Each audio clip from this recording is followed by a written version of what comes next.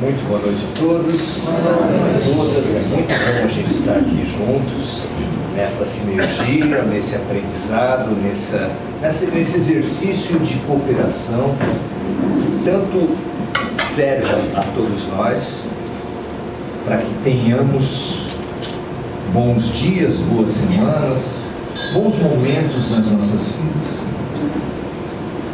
Hoje nós viemos falar sobre decisões. É muito comum hoje em dia encontrarmos pessoas que andam pelas ruas, têm problemas de insônia, têm problemas de concentração no trânsito, no trabalho, em todos os lados, porque carregam uma questão: como resolver um problema. Muito comum que as pessoas se vejam esmagadas pela necessidade de enfrentar uma situação difícil e não saibam o que fazer. Vamos fazer um teste aqui. Existem pessoas que se encontram nessa condição aqui, nesse momento?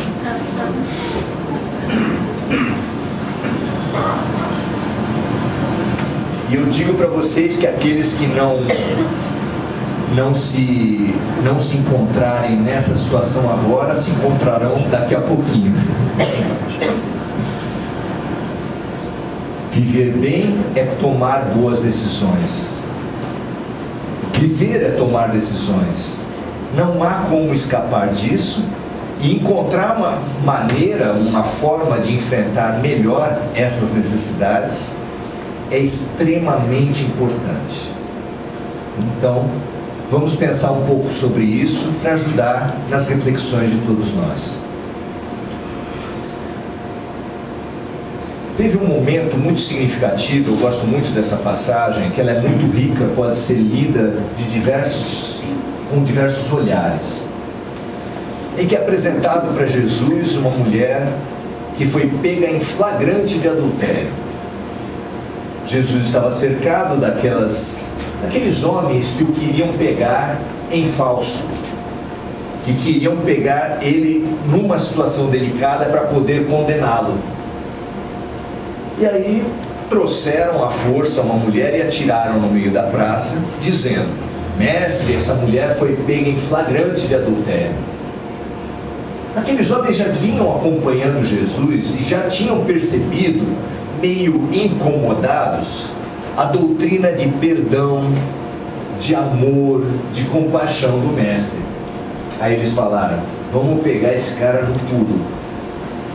Apresentaram a mulher e disseram assim para Jesus: Moisés estabeleceu que a mulher pega em flagrante de adultério deve ser apedrejada até a morte. O que dizes tu? Olha a situação que ele estava. As alternativas para mim seriam o seguinte: ou eu nego tudo que eu venho falando, e é uma opção delicada, ou então ele contradizia Moisés, e quem contradizia Moisés era morto. Qual a alternativa melhor? Ser incoerente consigo mesmo ou perder a cabeça? Parece que não tem saída, não é mesmo? Contam os evangelhos que Jesus não apenas saiu-se da situação naquele momento, mas ofereceu a todos nós uma saída para todos sempre. Porque afinal de contas, gente, eu não sei se vocês concordam comigo, mas para mim o mandamento mosaico mais difícil que tem é não julgarás.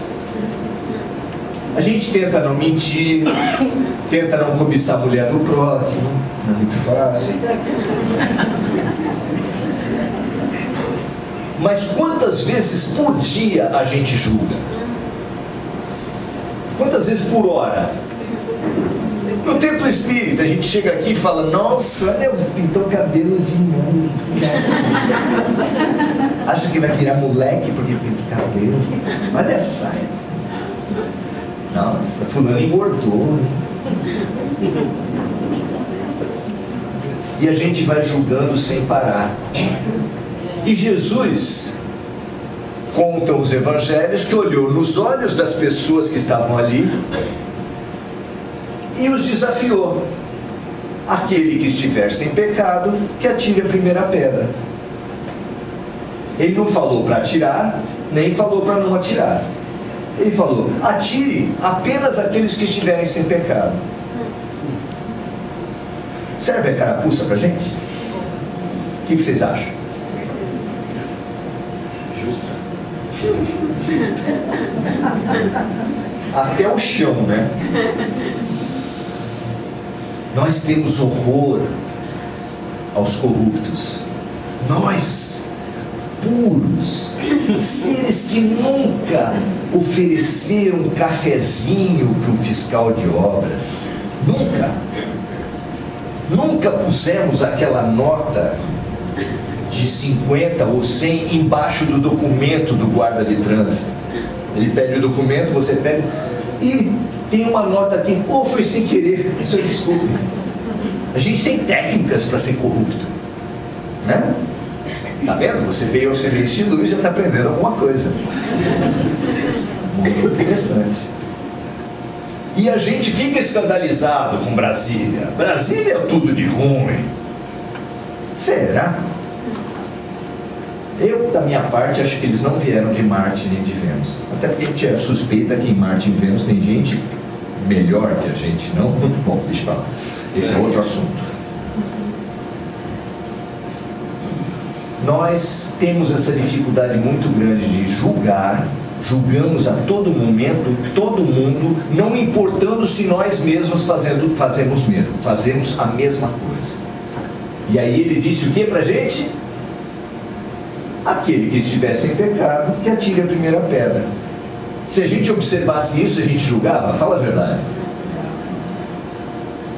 Mas nós continuamos sendo escribas e fariseus hipócritas. Esses que eram tão hipócritas que conseguiram achar a única mulher da história que foi pega em flagrante de adultério sozinha. É um fenômeno isso.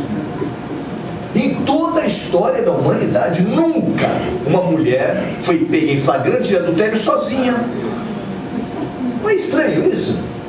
Como é que pode? Não sei se ela estava assistindo Ana Maria Braga. Daí deu um negócio na barriga dela, pronto, adulterou. Como assim? Como é que pode? Onde estava o homem? O homem estava julgando. E quando é o homem que julga, ele isenta outros homens. Isso é estranho?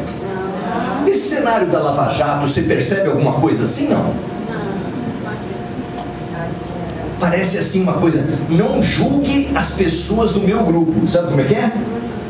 Vocês percebem isso? Qualquer semelhança é nada. É nada. A humanidade muda, mas não muda. Esse é o nosso problema. Então nós temos um desafio, nós temos uma situação para colocar. Se fôssemos nós que falássemos a mesma frase que Jesus, o que aconteceria conosco? Imagine você, aquelas pessoas que estavam querendo te pegar, querendo te matar, e você falasse: aquele que estiver sem pecado, atire a primeira pedra. Nossa, nós íamos ser apedrejados nós. Mas ele não. Por que vocês acham que ele não? O Evangelho descreve que todas as pessoas que já estavam com suas pedras na mão, abriram mão. Até hoje a gente usa essa expressão, abrir mão. Abriram mão, deixaram cair as pedras e foram saindo da praça, um após o outro. Com um detalhe saboroso que está nos Evangelhos, que começando pelos mais velhos. Mais velhos, mais tempo de errar, mais consciência, deixaram de lado as próprias pedras. Por que ele conseguiu isso? De pessoas que o queriam matar? Por causa das palavras? Se fosse das palavras, nós também falaríamos e estava tudo bem. Na minha opinião, é por causa da atitude. Jesus olhou nos olhos, e olhou nos olhos cheio, transbordante de amor e de compreensão. Com essa atitude, é irresistível você fazer uma revisão quando está sendo acusado. Você pensar, e eu? A cada vez que você pensar em acusar alguém, pensa, e eu? Porque as pessoas, a psicologia há muito tempo já informa pra gente, o outro exerce na função de todos nós a função de espelho. Espelho. Sabe você que não gosta da sogra? Sabe você que se incomoda com um vizinho, com uma pessoa do seu trabalho? Essa pessoa que te incomoda é um espelho. Quando você achar ela muito isso e aquilo, o ambiente não permite, gente. Isso e aquilo. Pergunte-se, por que eu me irrito tanto? Por que ela consegue me tirar do sério? Entre tanta gente que quer me irritar, só essa consegue. Só essa situação. Por quê? Espelho. E diante do espelho você toma duas decisões. Primeira, quebra o espelho. Quem quebra o espelho melhora alguma coisa? Pode voltar para ele um caco e ele se machucar. E no dizer popular, quem quebra o espelho? 7 anos de azar. O espiritismo é 70. Porque a pessoa que nunca aprender com o que a vida lhe traz, vai perder a encarnação. 70 anos jogado fora. Muito pior do que 7 anos de azar. Então nós precisamos pensar. Nós, quando vimos um problema, quando nos defrontamos com uma situação, a nossa grande pergunta qual é? Qual é a pergunta de todos nós que nos defrontamos com uma situação difícil de resolver? O que eu vou fazer? É ou não é? O que eu faço agora? Como eu resolvo essa situação? O que eu faço? Qual é a atitude? Qual é a situação? E como a gente viu com Jesus, a pergunta, uma pergunta tão importante quanto o que, é como. É como você vai atuar. Porque ao final, depois que todo mundo tinha saído da praça, Jesus, que estava escrevendo no chão, levanta, olha em volta, não tem ninguém na praça, só ele e a mulher. E ele fala para ela, ué, onde estão os seus juízes? Ninguém te condenou? Eu também não te condeno. Vá e não peques mais. Quando ele fala vá e não peques mais, ele está concordando com o que ela fez? Ao contrário, ele chamou de pecadora do mesmo jeito que os acusadores. Qual é a diferença?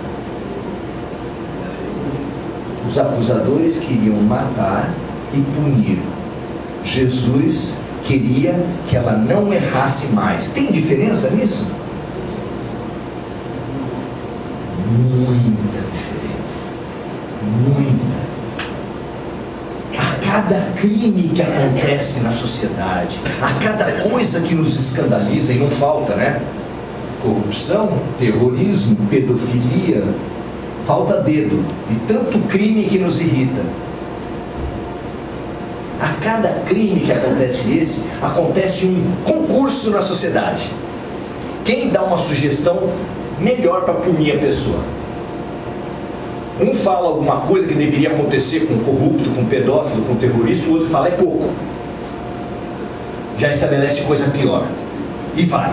Não é só apedrejar, tem que apedrejar e tacar álcool depois para as feridas arderem bastante, pôr fogo, fazer qualquer coisa. A gente é criativo. Lembra do Nardoni, que atirou a filha do 6º andar?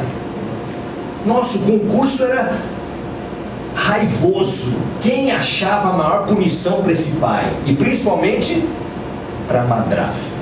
Coitada, a madrasta desde a Cinderela já é. Essa tá. Tudo quanto é madrasta carrega um peso nas costas.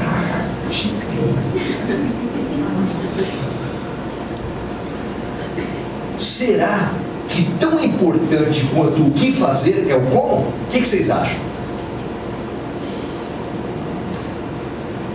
Quando as pessoas defendem a eliminação do criminoso, elas não têm noção da verdadeira dimensão da vida.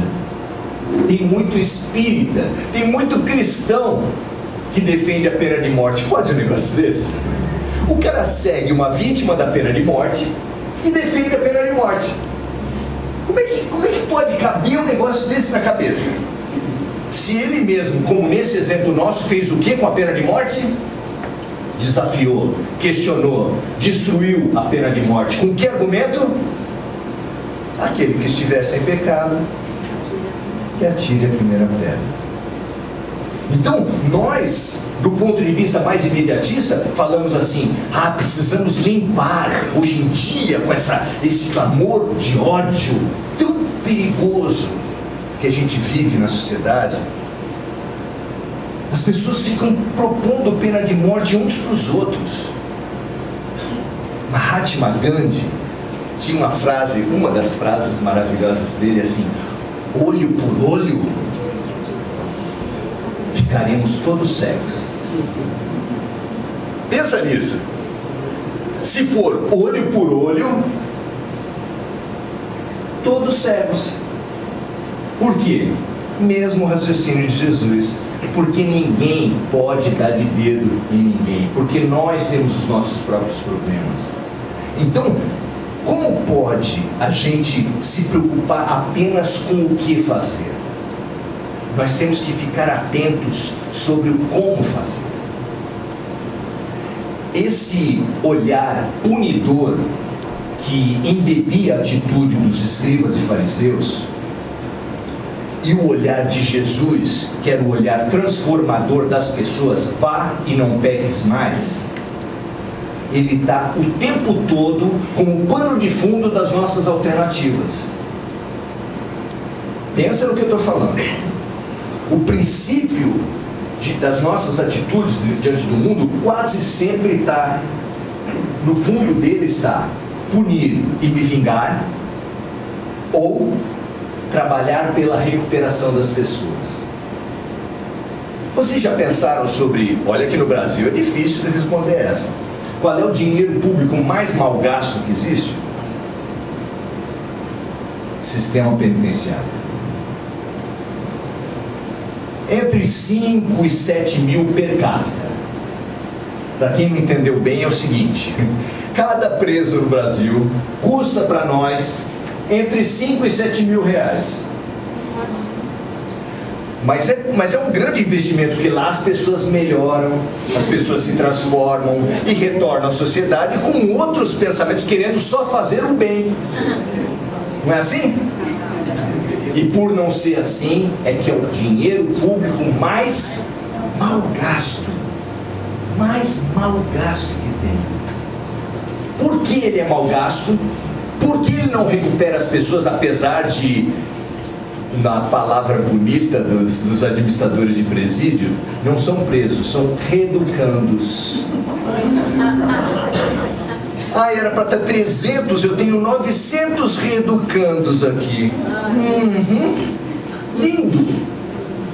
Lindo. O que faz o nosso sistema não dar certo é basicamente a atitude da sociedade perante o errado. Porque investir 5, 7, 10 mil reais para as pessoas melhorarem, opa, estamos no lucro. Agora, 2 mil para as pessoas piorarem, meu Deus do céu, a pessoa vai se vingar em quem quando ela sai da cadeia? Vai fazer o mal para quem? Para nós que pagamos a conta. Pensem do ponto de vista espiritual. Então a gente mata as pessoas que nós odiamos. Resolvemos o problema.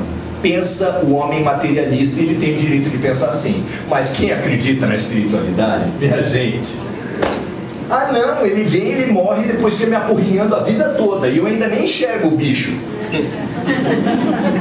E eu nem enxergo o cara. E ele fica, ó. Ah, mas eu vou no semente e tira. Jesus já proclamou a respeito da questão da desobsessão.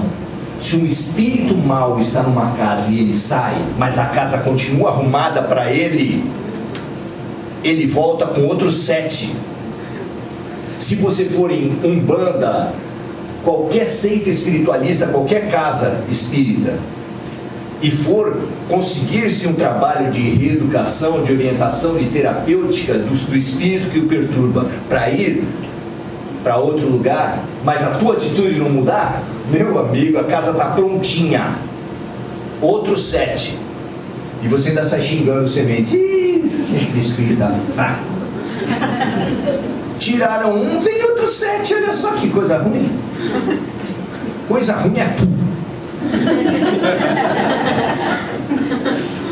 Coisa ruim é tu. Enquanto você não perceber que é você que oferece a sintonia, meu amigo, eu sou vítima do destino, só arrumo um marido ruim. Tem a tese do dedo podre. Pode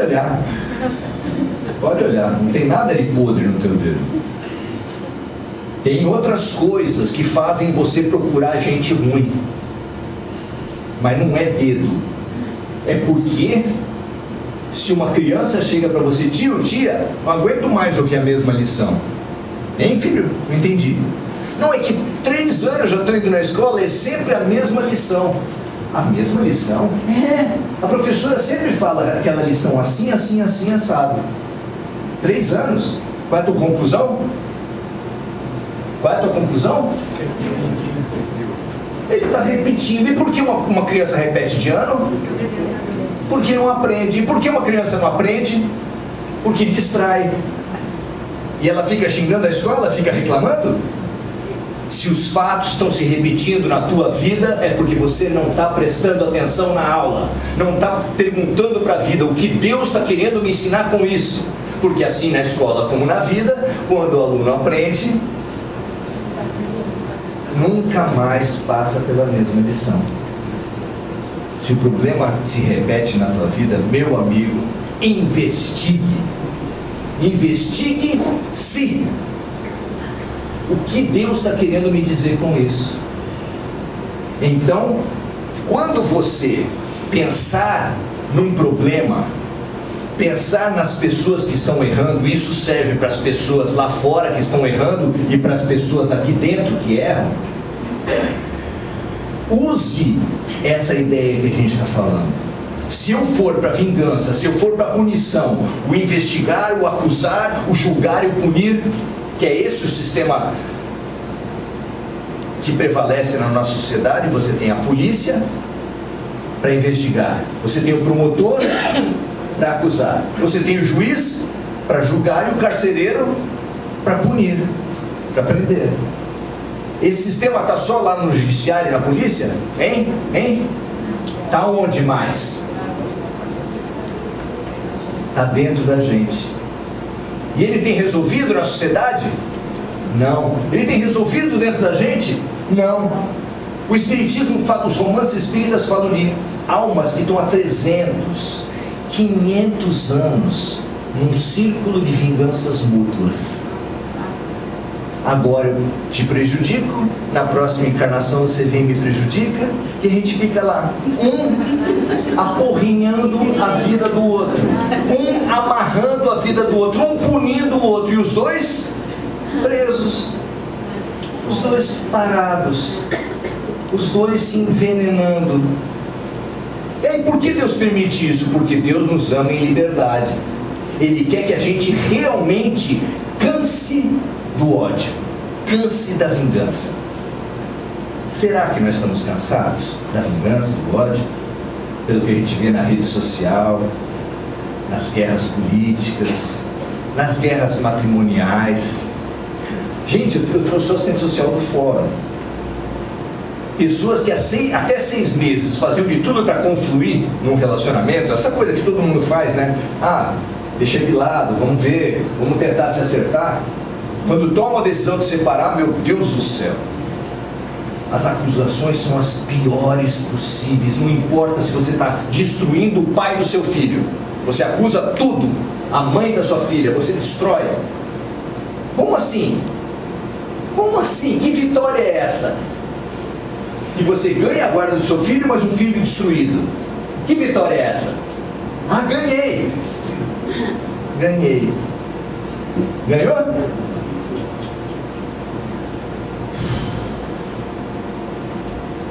Machado de Assis tem uma frase célebre que é: ao vencedor as batatas.